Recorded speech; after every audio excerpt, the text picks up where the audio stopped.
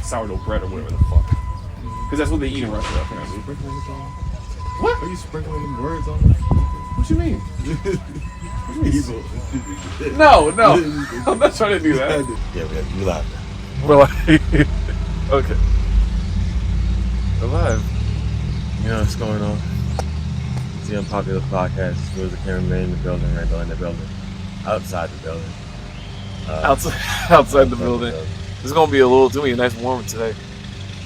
Yeah. It's gonna be nice and warm today. Today is the 10th. Today is the 10th. Yeah, 10th? Yeah, the 10th. Today is the 10th of April. 10 days into April. Doesn't feel like it though. I mean, spring is upon us. Very apparent. You see the grass coming back in full effect. Yeah, but you got patches in your grass. You got patches in your grass.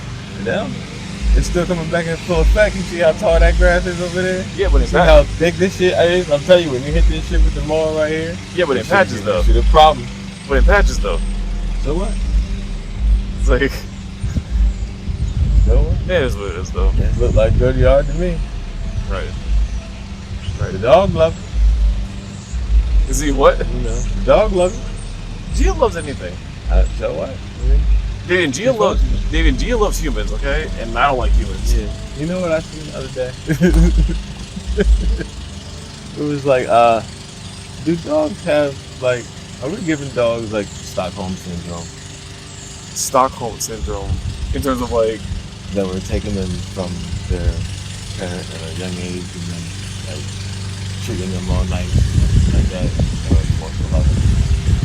Well, they don't fall in love with us psychologically. Well, I think that's only true in terms of like breeding, but like in terms of like Stockholm Syndrome, I don't think that's like really a thing because I don't think dogs like really remember that or really have any kind of recollection that like we like took them from like their mothers. Because I mean, the dogs can identify with their mother.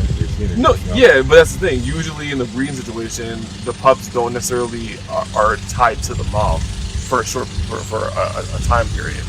And I don't think dogs have that level of consciousness to be aware of that, I think, to some degree. Because remember, like, dogs think that we're dogs. You know, people don't realize that, like, dogs actually don't realize that we're humans. They think that we're also dogs and we're part of their pack. And because we feed them and house them and take care of them, they think that we're the alpha dogs. So that's why why the relationship is. They really do think that we're dogs. You know, cats also think that we're cats, too. You know what I mean? So in terms of like Stockholm Syndrome, I'm not sure that's what it is. Because remember, we co-evolved with dogs too. We co-evolved with everything. 3,000 years or 30,000 years of evolution with these animals, and that's why we have such a close bond with them. Because when we look at your dog in the eye, it releases oxytocin, which is the bonding hormone. So like anytime your dog looks at you, they're actually bonding with you. That's actually why they want to get closer to you and like, you know, deal with you and do whatever. But that's the thing about dogs. Like, I don't like or trust people that don't like dogs. If you don't like dogs, I think you're an evil person. I'm sorry. Listen. The fact that dogs are domesticated means that they're willing to be taught. Well, yeah, that's because of us. I know. That's because of us. So you gotta act like it. Act like you want to teach your dog to be better, because there are dogs that have bad behavioral problems and can't calm down and can't respond to certain training. Yeah. And sometimes that's really reflected in the tether, in a sense. I'm talking about it like even though you're holding your dog by a leash. That tether between the human and the dog, like that stress that you have necessarily, that holding that confidence with your dog, that you trust your dog. Your dog has to trust you too. Mm-hmm. Like you said, it's part of your pack. Yeah, exactly. That has to be shown through every part of it. If you're gonna have the dog be your life companion, girl, you know, be your friend, you gotta teach your dog how to be your friend. It does kind of suck that dogs don't live as long as us. It actually kind of sucks that that's real. That like it is sad. That like they only really have like, especially bigger dogs. They only have like Gia is like you said is a pitty like lab mix or whatever. Those dogs typically don't like make it past like 11 or 12. Usually they usually like die at a much younger age. But it's only 10 years. Like, think about that. 10 years, despite 30,000 years of evolution with us, and they still only live, like, especially bigger ones, only live to be 10 years old. It's kind of crazy, isn't it? Yeah. They really, like, no matter the fact that, like, we have modern medication and, like, advances in food and stuff like that, they still don't live usually past, like, 10 or 12. Yeah. Well...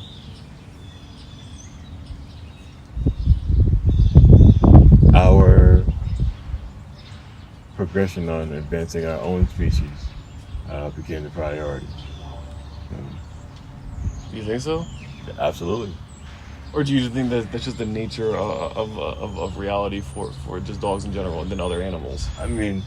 because other animals don't live that long either. I understand. Yeah. Think about when you're talking to somebody who's like following like FIPA, the animal protection, or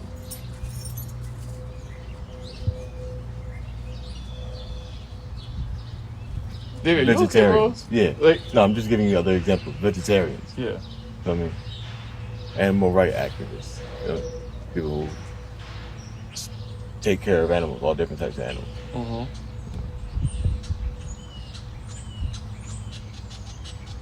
Go ahead. What was your question again? What do you mean? You were asking a question. I wasn't asking a question. Like, I was just making a statement that, like, the fact that they don't live as long as we do, despite like how long they've been on our side. Oh, well, when I'm saying that we've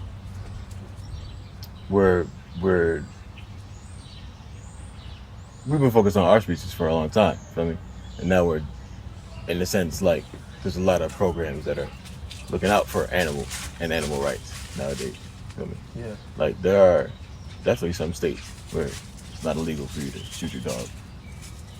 Yeah, but no, Davian, like, you're kind of going off track a little bit. I'm not really referring to like the state of like animal welfare. I'm referring to like just like the lifespan of like dogs in general in comparison to ours. Like you're kind of going off track a little bit.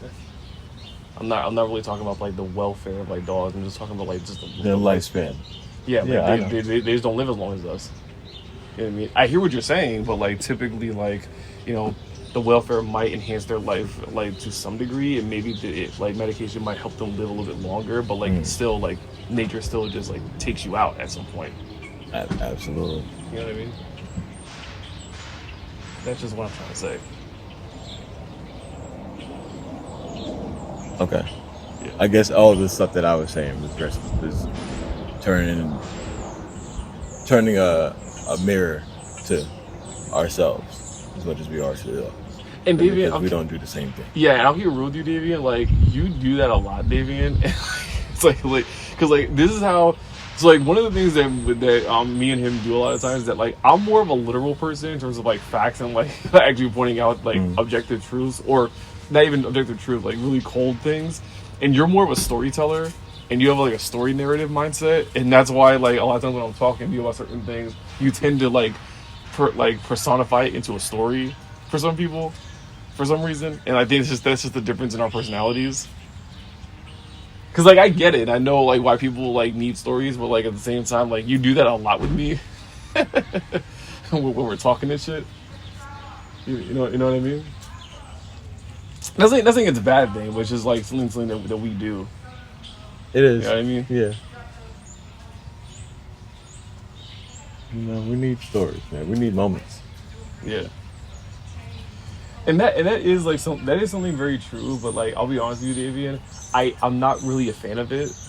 Like I understand psychologically and scientifically speaking why we need stories and why our brains are wired for it, but like I just don't always like it because unfortunately stories can be used to like promote bad ideologies and promote like, you know, horrific ideas that can actually be successful. Because if there's one thing I've learned in my almost 30 years of being alive is that if you have a good enough story and you have the support of enough people, you can literally do anything.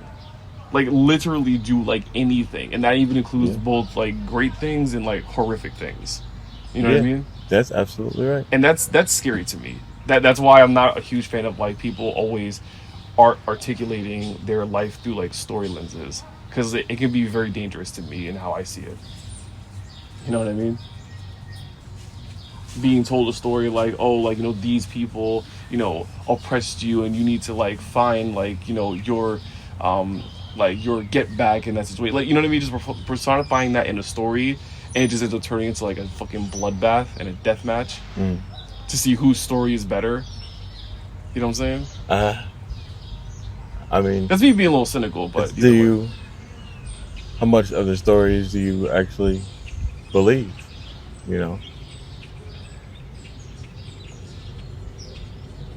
How much of the stories do you actually believe? How much of the stories do I actually believe? Yeah. What do you mean by how much of the stories do I actually believe? I mean, all the stories that you hear. I mean, I don't really believe any of them necessarily. Like stories can be either fictional or non-fictional. So like, if I tell you like what I did last night, that's a story, but it's real because I actually did it.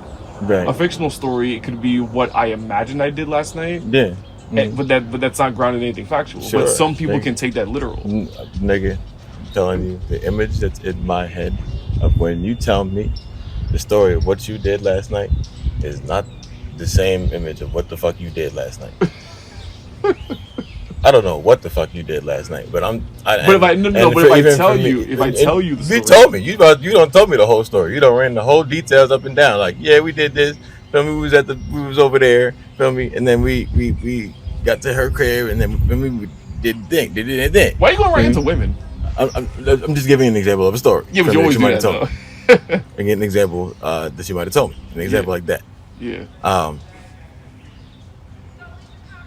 And that's just the difference in the interpretation. Yeah, my interpretation of how you did that is way different than what you actually did. Yeah.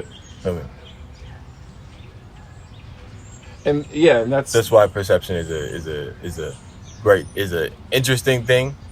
It can be a great thing, and it can be a curse. Because you have to understand how to interpret yours. Yeah, and that's one of the problems with the human mind, is that like we all have like our mental model of the world and our own narrative because of it. And unfortunately, that's why we have these never-ending debates, because if there's one thing I've learned about debates, is that debates are not really about like actual facts and like objective like numbers and like statistics and whatever it is. People debate and argue over like values and identity, and they argue over their own mental map and their own mental like model of the world. And obviously everyone thinks that their mental model of the world is obviously right, so people just argue back and forth about which mental model is correct, but it's not grounded in anything factual. It's just how your brain interprets the world and interprets information. Exactly. That's why debates like can never seem to end, and they also do seem kind of pointless, because a lot of the times it's just people trying to appeal to their audience in a debate rather than trying to disprove the other guy. Absolutely. Like in a debate, people try to disprove the other person, but what they're really doing is they're trying to get the support of other people. Because like I just said, with enough support of enough people, anything can be done. And that's what's really crazy, because it's like, for somebody or to have a conversation about like what we normally be arguing about, feel me? Like some type of universal standard of what's supposed to be happening. Feel me? Nobody can sit here and tell me a fit way for everybody to be consensus about that. Feel me? A fit way for everyone? Yeah. Say that again, if you don't mind. If I'm sitting here talking about a universal standard, we had conversations about this previously, just about like what's right and what's wrong in certain scenarios that they happen to me, or things that atrocities that the government has committed on their own, feel me? Or is trying to make seem okay. or is hiding the truth. Or seem justified. Seem justified. Changing the truth right in front of our eyes and type of shit.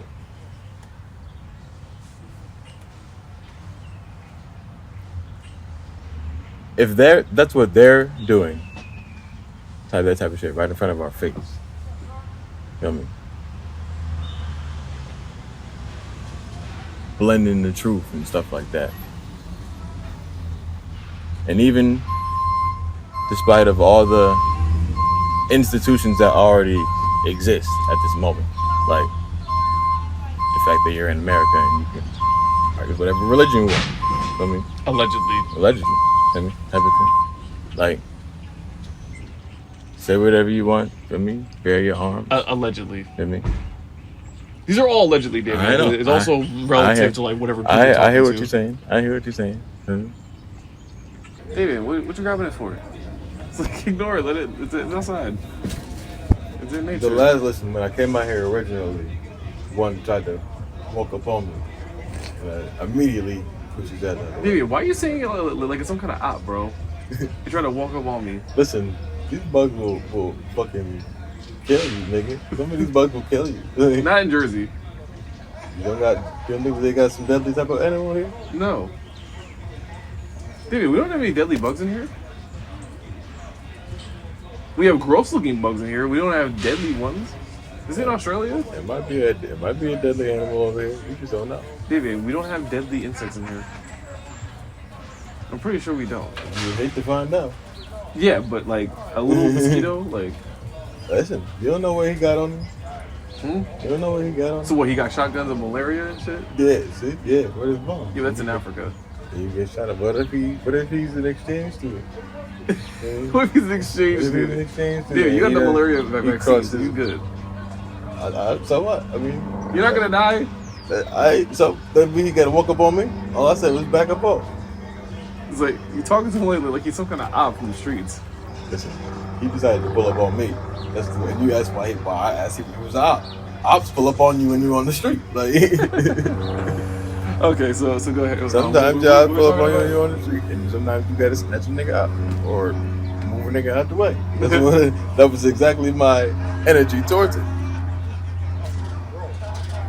So let's keep the conversation going. What were we talking about? Huh?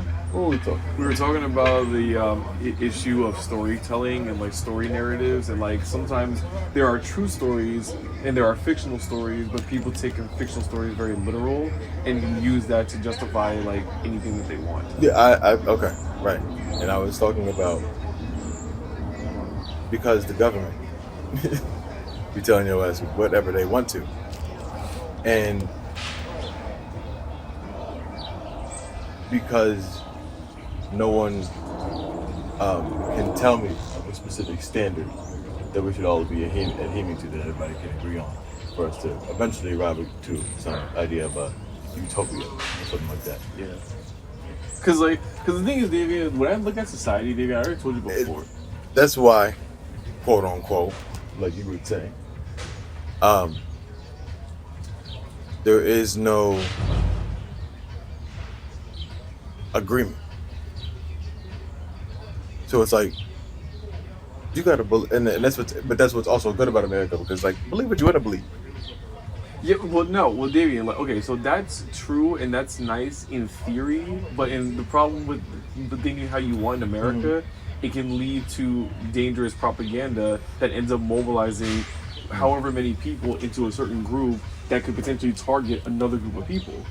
So like I get what you're saying, Davian, but like that's the problem, Davian, because like a country, I'm not against freedom of speech, but the problem with freedom of speech, Davian, is that stupid people will believe anything, and they'll promote the ideology if it makes them feel good, not whether it's like it's objectively true or not. Like Davian, like I just said, most people when they argue over like a topic, they're arguing from their own mental map or mental mirror.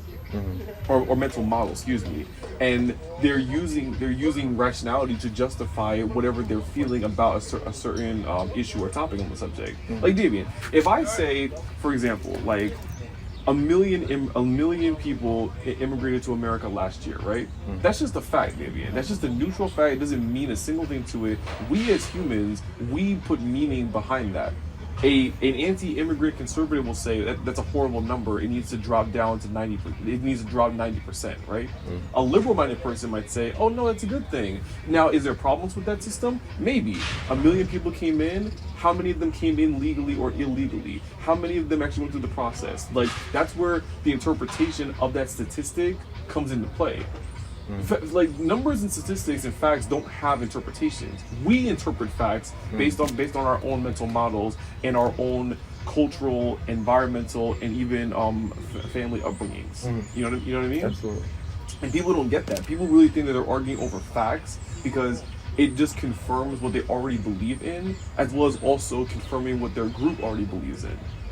Like, I really do look at the world, Davian, where, like, I noticed this before, like, I think of humans oftentimes as like a bunch of fucking baboons in a zoo. I really do see that, because if you really look at it, Davian, it really is like we're living in this giant zoo with different pods of tens of thousands of different people in certain groups fighting each other over which group's way of thinking should govern the entire zoo. You know what I'm saying? If that makes sense. I know that sounds cynical as hell, but like that's just how I see shit. You know what I mean?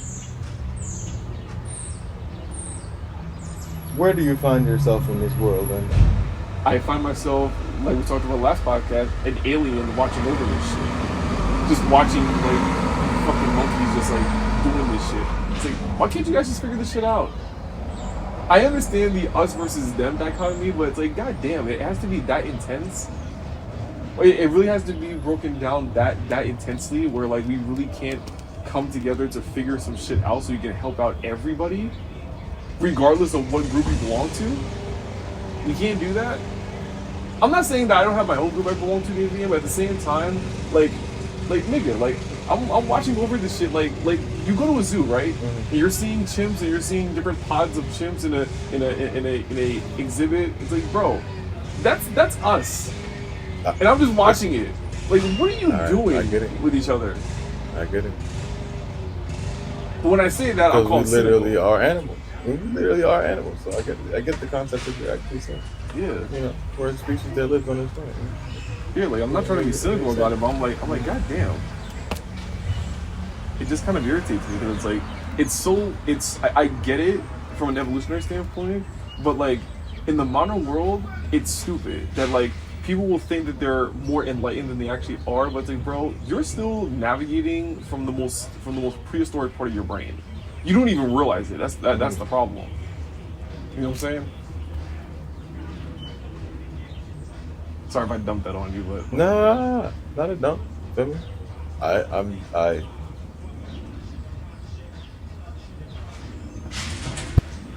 Hey, Damien. Oh my God, what the fuck? Anyway, that's what you meant by op. You see what I'm saying? He pulled up on me and he stayed locked in. Right over here on the side of my temple for a minute. He was like, "What you saying? What you doing? What is going, nigga? I'll shoot you." Or I'll shoot you with his fucking stinger next to my eye, Randall. Yeah, but also he'll die too. Ain't that what's supposed to happen to an eye who stepped to you? Because like most insects, when and if they sting, they usually will die after they sting somebody. Word is born, you know what I mean? And I might be left over here with a scar for the rest of my life. A battle scar. Word is born. Happened just like that. Okay. I ain't asking none of that. So keep going. He thought he could do something. He risked his life doing it. Anyway. No, it won't be. We're going on with what you were saying before. What do you want to say off that? I was talking about. What was it? There were animals. There were animals. Which I kind of like pushed you to believe in anyway. So I take credit for that.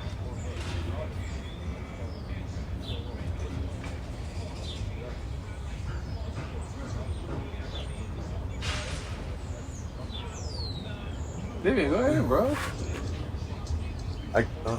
David, I get with the pauses, bro. Like, we can't be doing that. We're on a podcast, dude. Nah, I know, man. I get it. I mean, you keep telling me with the pauses, but there's so many bits and pieces of what I might be trying to deliver to explain my point. And I think it comes back to the point that that you had brought up, which was about like your thinking from your prehistoric brain. Yeah. That was the last thing that you said. Yeah. You're thinking with your prehistoric brain. When we're talking about quality of life for everybody, I mean, some type of specific standard. I mean, it can't just be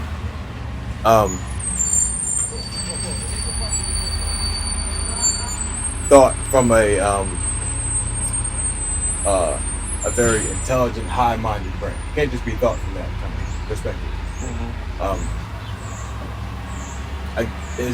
Eventually that would lead to like a very type of premier state type of thing, like an elite state. Yeah. Okay. I mean, like we push ourselves to the absolute limit of trying to quote unquote dominate as as a species on our own planet. Which I mean, we're already doing. Yeah, I know, but then that would then turn into a game for us as a species. Now, who amongst our species is the greatest? The more superior, yeah, superior. Yeah, exactly.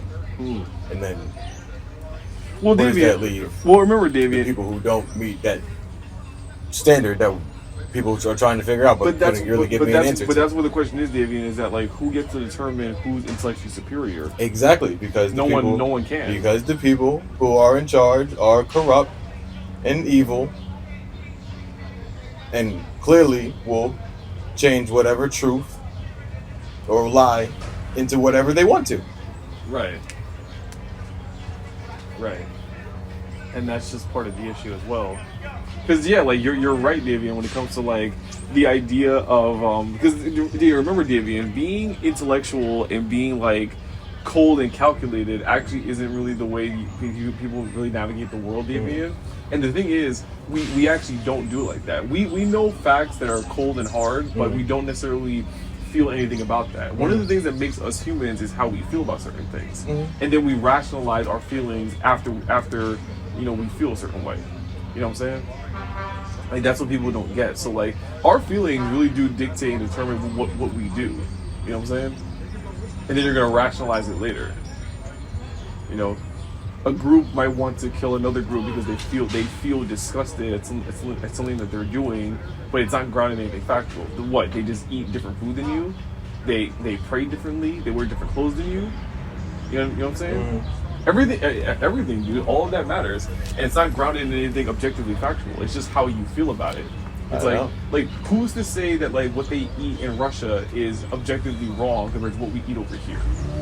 And you might feel disgusted as an American at what they eat and be like, take it to the extreme level, and be like, oh no, like you eat this, we gotta get rid of y'all. We don't like, and then they might argue that like real humans, real people don't eat these kinds of foods. Only like disgusting primitive animals like eat like cottage cheese with like fucking like sourdough bread or whatever the fuck. Because that's what they eat in Russia, apparently. What? Are you sprinkling them words on them? What you mean? Evil. No, I'm not trying to do that. I just had to figure out what you were doing. No, I'm just talking with my hands. Okay, alright, no, I get it. No, ain't nobody sprinkling shit on me. Listen, I'm just saying, it just had a little, I don't know, shimmer on it. I'm not sprinkling nothing on you, bro. Like, that sounded so sus, but whatever. That's how I see it. But yeah, that's what it comes down to, like, you know what I mean?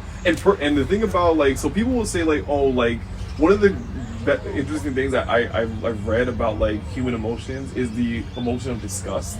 And I like studying that because it really shows how, like, subject it is to certain people and how relative it is to other people, where certain things might be disgusting while someone else finds that supposedly disgusting behavior perfectly normal, right? So like when you say, like, let's like give me an example. Give me a food you find disgusting.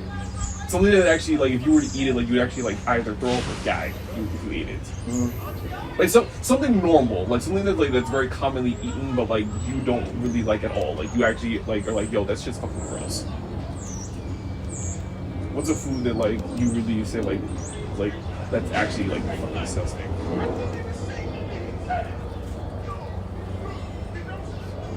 Blue cheese. Blue cheese? Okay, so that's a that's a great example, Davian. I like blue cheese. Blue cheese on buffalo wings, I like that. You see, look at your face. Look at the reaction you had. So, like, that's a prime example of, like, how powerful the emotion of disgust is, but it's not grounded in anything objective. If I like the taste of it, who are you to really judge me and potentially even persecute me for liking a food that you find gross? Mm-hmm. And that's what we do with each other. I understand. We do that all the time. Who's gonna win an award? For me, the blue cheese motherfuckers or the ranch motherfuckers? For me. And I mean, low key, I don't necessarily like ranch that often. Like I think ranch. Not a fan of ranch. Somebody might strangle the hell out of you in the Hidden Valley. Nigga. Nah, it just depends on who's making it. Like that Hidden Valley ranch. Listen, Hidden Valley done took off. They got whole seasoning packets now, man. If I'm gonna get like ranch like dressing, it's gotta be homemade like ranch dressing, like with like real herbs in it, and like, you know, real mayo and like, you know, whatever. It can't be like that like store-bought shit. You know what I'm saying? But like that's my prime example. So like another thing that I don't like. I made a sauce. It was like I was trying to go for like a different taste on like a sweet chili sauce. You get like a sweet chili sauce somewhere. I tried to do my own kind of take on it, so it was like a jerk marmalade type of thing. But I think I needed it to be like more viscous. Okay.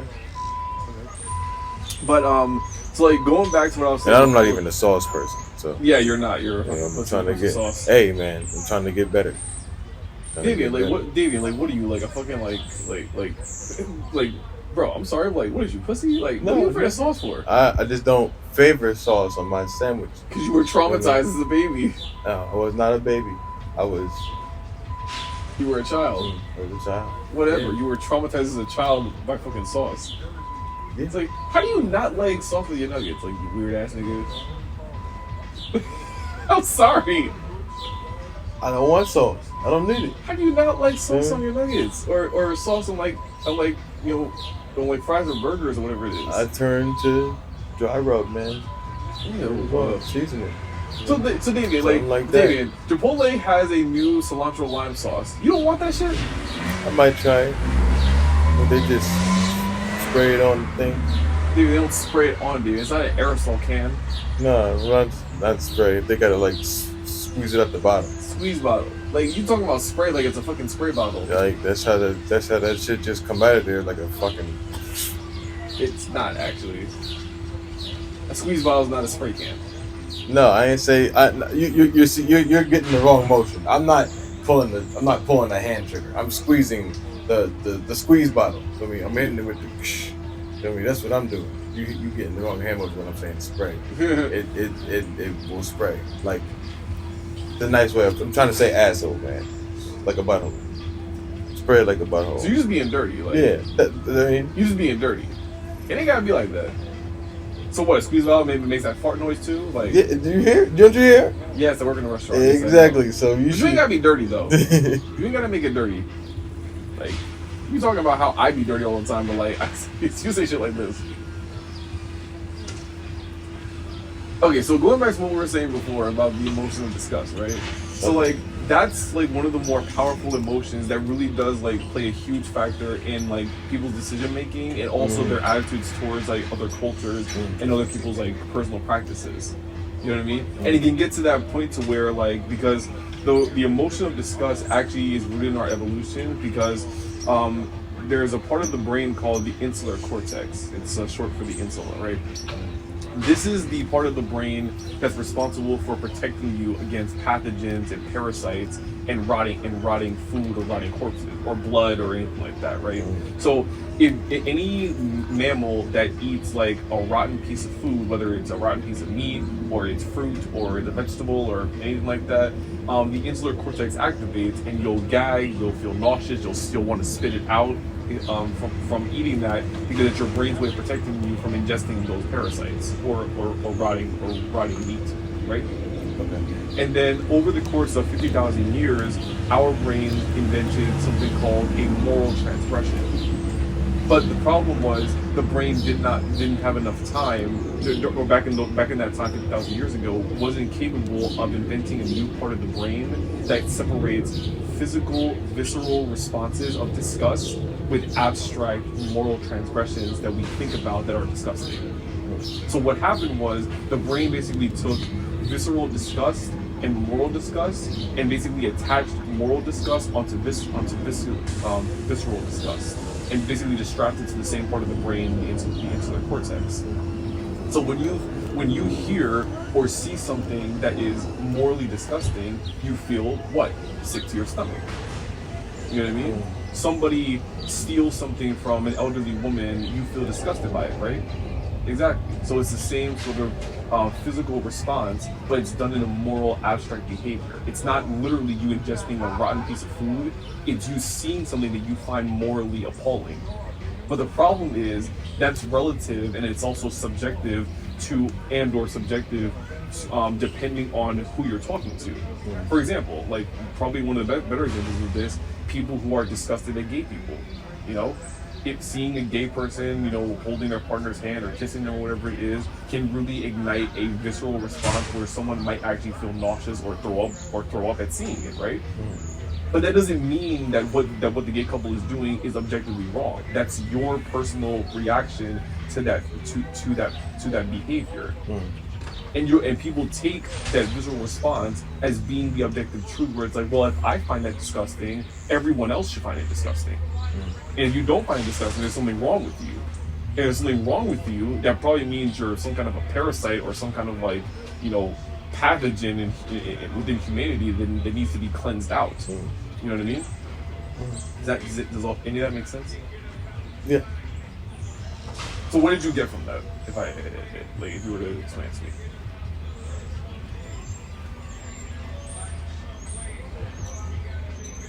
You ended it off with this a pathogen, describing a person that way. Who is that? Who would that person be? What's an example? No, it would be a gay person that clearly is not bothered or offended or disgusted at obviously being in an intimate relationship with another man or another woman. Okay. You know what I mean? It's the person who feels disgusted at seeing a gay couple, you know, being, you know, physically affectionate towards each other for whatever reason. That's the person that sees them as a pathogen that might need to be cleansed off the earth because that's apparently morally disgusting and therefore it's objectively true. If I throw up at seeing somebody doing something that I don't like because it makes me feel sick, even though it's not necessarily harming a person directly, and harm can also be a pretty difficult thing to measure, because if, for example, I do something that makes you physically throw up, that could be an argument for like a mild version of harm. If what I'm doing actually causes you to like throw up or feel nauseous, it's a mild version. It's a mild symptom of harm, but it's not like, you know, me like stabbing you or shooting you. Yeah, it's still objective. So, I mean, I guess it would vary. That would be a more stricter dependency on what you actually did to make somebody throw up. Like, also throw up. You said what? Like, also throw up. Right. Like, some people would throw up. Some people might throw up seeing somebody else throw up. Yeah. So like it's like a domino effect. People who are squeamish, which I am actually, shockingly enough. So like that's kind of what it is, and a lot of our, you know, hatred or like disapproval of things that other people are doing are rooted in our feelings of being disgusted by it. And part of it is related to religion too, because religion has also taught people to feel disgusted at certain things. That does play a significant role. So like, and let me give you another example that people might argue day and night for. So like, the concept of OnlyFans, right? Whether you agree with it or not, Davian, someone might say, like a man or a woman might say, well, woman on OnlyFans is disgusting. So like, from a logical standpoint, what about it is actually disgusting about a woman, for example? Like, I'm not advocating for it or pushing against it. No, I'm arguing. I'm asking the actual question of like, you say it's disgusting. Tell me what literally makes it disgusting. What is she doing that is objectively gross? You know what I mean? Yeah. She's just taking a picture of herself naked. So like, unless you find the human body naked disgusting, that's the only reason why you would say it's disgusting. You know what I mean?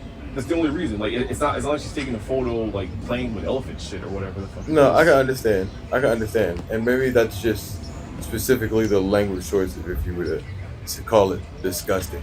Like another word that somebody else might use in terms of saying that, they would say it's inappropriate. Inappropriate. Okay. Inappropriate. But again, that's subject to certain people, to different people's opinions. That's the realm of what we're dealing with right now. Exactly. So they might say it's inappropriate, but it's like it's dependent on what you believe. I understand. And your values. You know I understand. And we're seeing like, again, let's go back to the gay couple thing. Like a parent might say, "Oh, a gay couple kissing in front of children is inappropriate," right? Right. The question is why? What is it? Why is it inappropriate? What makes it inappropriate? You know what I mean? It's a genuine question, and most people can't answer it, because if you were to ask them that question, they'll usually just accuse you and say, "Oh, you're in support of gay marriage. You're in support of faggots, kissing each other or whatever the fuck." Like, and then they'll just lump you into the population of degenerates that they believe are degenerates. Obviously, listen. I bet you, if you asked anybody what their idea of degenerates look like, everybody would have a different image in their head. Right. Feel me? Of just that deal on a couple of different scales. Yeah, so they deal on a couple of different scales. Like how much money you would have, like how much education you would have. Like, I don't know, people. Well, I don't necessarily think it's related directly to money. I think it's more of like behavior. Access. Than anything else. But that's how much you might look at it as a degenerate. In terms of what? Your perspective. But like, in terms of what though? Like, so if someone doesn't make a lot of money, like they're a degenerate in a certain way. So somebody might consider that. I would view somebody being a degenerate in terms of in connection to money is what you're doing with the money, and then it also depends on like how often you're doing it with it, because everyone to some degree is a little stupid with their money in some kind of way. Like, for example, if you have millions of dollars and you're doing cocaine every weekend or every single day, that's where I'll be like, okay, you might be like fucking with yourself, and you might be like degenerating in a certain way. You know what I mean? But again, it's dependent on how you take care of yourself, because it's the same thing with people who drink a beer every single night after work or whatever it is. You're drinking every single day, whether you're drinking one beer or five. That can be considered degenerate, and it doesn't matter if you have $30,000 a year or $100,000 a year. It doesn't make a difference.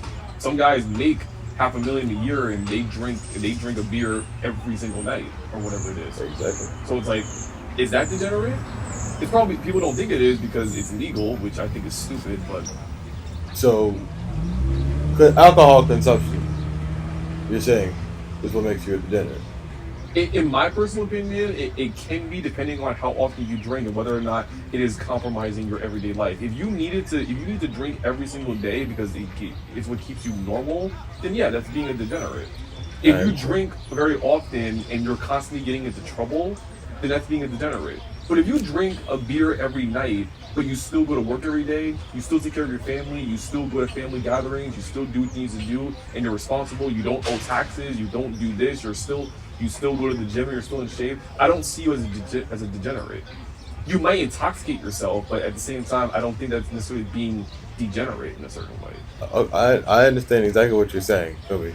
Once you started talking about the guy who wasn't a degenerate, even though he drinks a beer every day, for me, it was a long list of other things that he's also capable of, for me, as a human being, as a part of our species. And I'm saying that there's a general, well, it's either general or it's specific to everybody. A general ideal of what a degenerate looks like. So, and all those things that you listed differ. Whether this man is keeping up with his health otherwise by exercising. So, whether he's surrounded by community. You said he had a wife and a family. So, whether he's supporting himself, to have a roof over his head or access to make his own money, having a job and shit like that. All of those depending factors. Yeah, so basically say that someone's a degenerate because they behave in one way. It's more of a it's more of like a weaponization tactic where you're just trying to make a person feel bad for doing something you don't approve of. That's really what it comes down to. It's not necessarily like he's like, if you drink, you're a degenerate. If you smoke, you're a degenerate. If you don't do this, you're a degenerate. Like I don't see it like that. And that's also just a prime example of the simplicity of people's minds nowadays and how like simple, like one word, one sentence, like mic drop, like track answers that people have where it's like, if I just say this one thing in one sentence, simple-minded people are gonna get me. Yeah. And I hate that shit. I understand. It's like I said, there's no quote unquote standard that we can come up with, but people will fight and defend whatever they believe is right. Yeah. And this might be some of the fake stories that we heard. Some of the things that can get debunked real easily. Some of it could be truth. Some of it could be, objective truth. Some of it could be belief. Some of the things could be what shit that you don't fucking know. Right. And you can just talk and talk and talk all day. Talk and talk about shit that you don't know all damn day. Or you can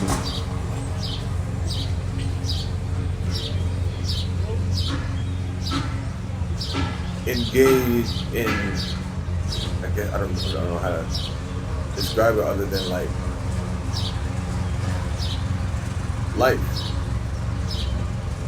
And just living. Feel me? And experiencing things. Because there's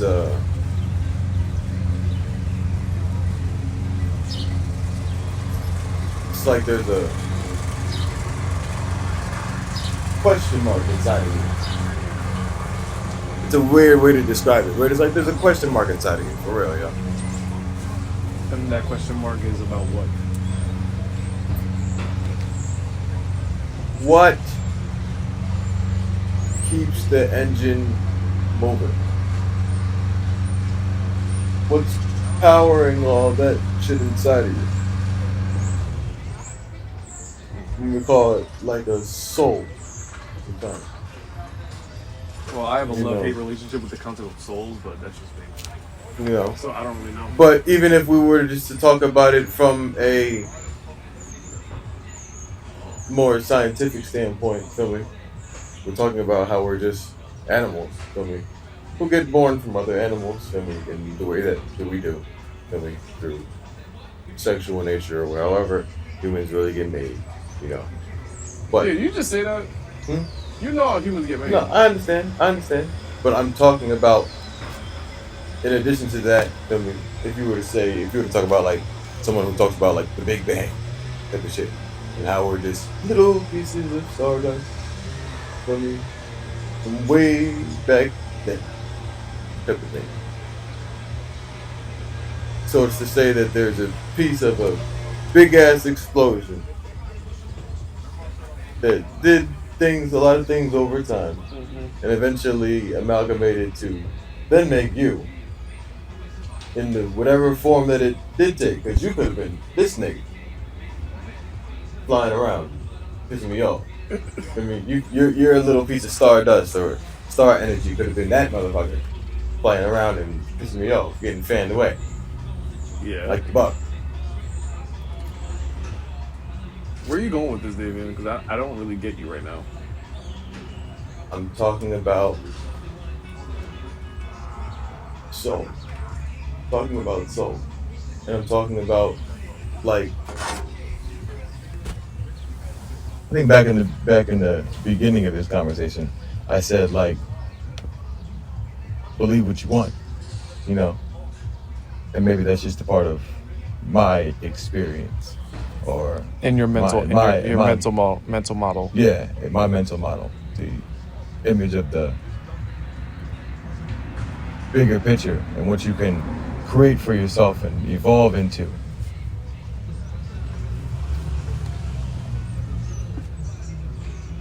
And basically, you know, especially when you're telling me like you have a conflict with talking about soul type of thing, feel me? And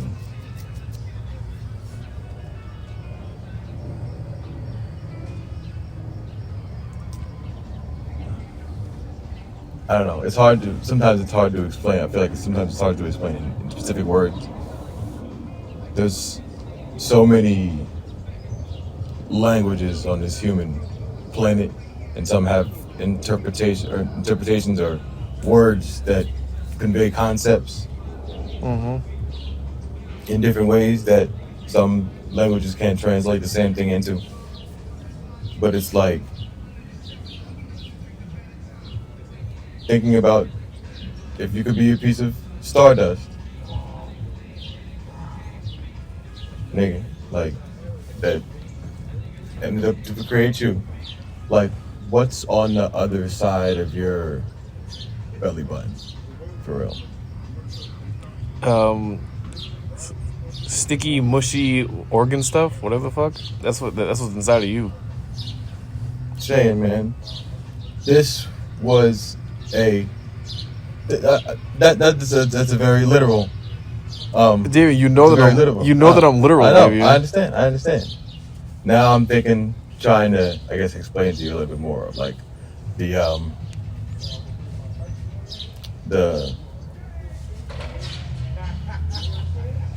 more like metaphorical side of it. That was the word I was. Yeah, I don't. The yeah, more metaphorical side of it. Yeah, like, David, I don't see that. About the other side. Hey, what's going on, brother? Yeah, paper towel.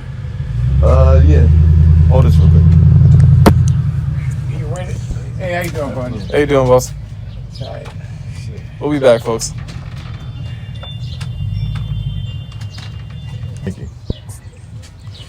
Okay, so you were so you're trying to describe it. So you're doing it again. Like you're trying to like take my literal, trying to like get me to understand it from a metaphorical standpoint. And Davian, like I hear what you're saying, Davian. My brain just doesn't work like that. I just don't see the world like that. I see the world very literal. And from another concept of what you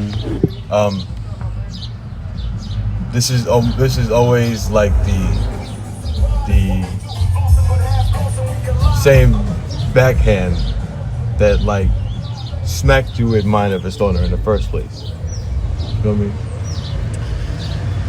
Yeah. Sometimes we are enlightened to come up with these ideas or new things that change us in ways that we can't necessarily understand. But that shit came from within inside of you, and depending on and deferring to the outside circumstances that were in front of every day. Feel me? But that shit happened inside of you, dude. It's like there's a freaking universe inside of you. We are made up of the universe. A little bit of universe. Where is one? There's a universe inside of you, man. Like, and to to be a part of this species, feel me? Is fun but difficult at times. It is. It is. Look at what we've created. There's so many ways you could say that fucking line. Look at what we've created. Well, I mean, every as looking at like all the things that the Earth has provided and that we've done for ourselves, as marveling at it. Feel me? But also like look at what we created, in the sense of like the things, the ways that our mind has changed to be able to separate ourselves. Yeah, but that's also the problem, because like separating ourselves from nature is actually hurting us in the long run, actually, in the first place. Because remember, Davian, we live in an industrial world, but at the same time, we're still nature. We're still a part of nature, and lack of that is going to hurt us in the long run, and that's the only thing. And what you were saying before is true. Like, look at what we created. Everything in front of us right now, from the chairs we're sitting in, to these microphones, to that camera, is a byproduct of the human imagination. Nature didn't make any of this stuff. We did. Now, we're a part of nature, but, you know, our brains are far more advanced than nature. Oh, shit. I mean, Go ahead. we are nature, man. We are nature. You know why? Because when we die, we'll just go right back into the earth. Which then raises the question of like, I mean, not even a question, more of a statement. Like, I truly believe when we die, Davian, if anything does happen, I think that we just get recycled. And I think we're just reborn into something. I really believe that. I really believe that, like, when we die, we're just reborn into something. Mm-hmm. And we'll live life differently. Imagine, Davian, we die, and the next thing you know, Davian, we're born as fucking women or something. No. Or imagine, like, we're born like as another animal. Feel me, man. Because to continue my other point of like what's on the other side of your belly button, bro, there's soul, and that shit powers something. That is an energy force that powers something. If you're gonna call it stardust, feel me? If you're gonna call it your faith in Jesus, feel me? If you're gonna call it the fucking simulation, feel me? Feel me? Like we're some shit on the freaking screen in a hologram or whatever. What is this shit plugged into? Feel me? Because that life force might sit like you'll die. Feel me? And like I said, you'll go right back into the ground. Feel me? And get recycled into something else. Feel me? That energy, that spark of whatever exists on the other side of your belly button goes back somewhere. Yeah. Goes back somewhere, and it might have sparked to create, you know, another human, you know, or like I said, you might be motherfucker passing to and fro from my face, getting swatted away. Feel me? And your energy will come back. Feel me?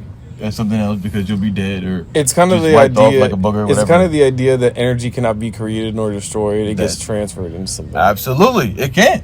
Okay, and on That's a concept that's actually true. And on that note, let's leave the fans with something, because we got our hour in. What I'm gonna leave you guys with today, is that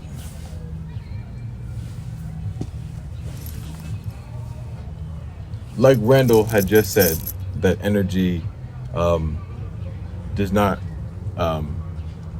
created nor destroyed. It just changes form. I mean, it's a very true and actual literal thing. It just changes form. It literally does.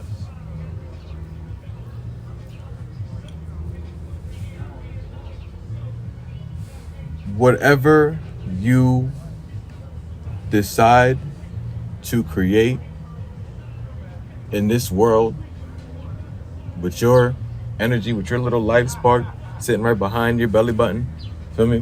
Whatever you decide to create in this world with your little bit of energy.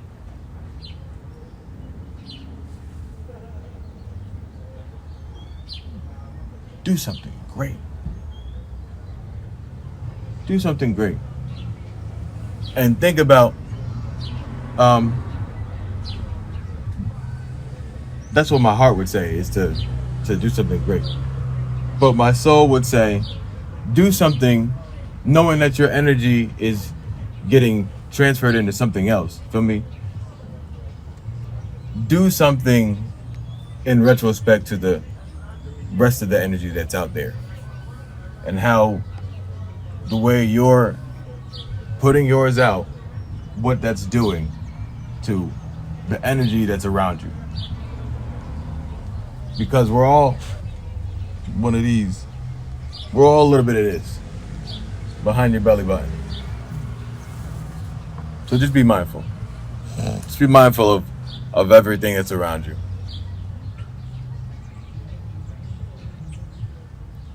On that good note, I think we're good. Because What you got, Randall? No, you said it. You said it already. I was gonna say make something great too. I was gonna say that like you're born on this planet, man. Don't leave this planet until you create something.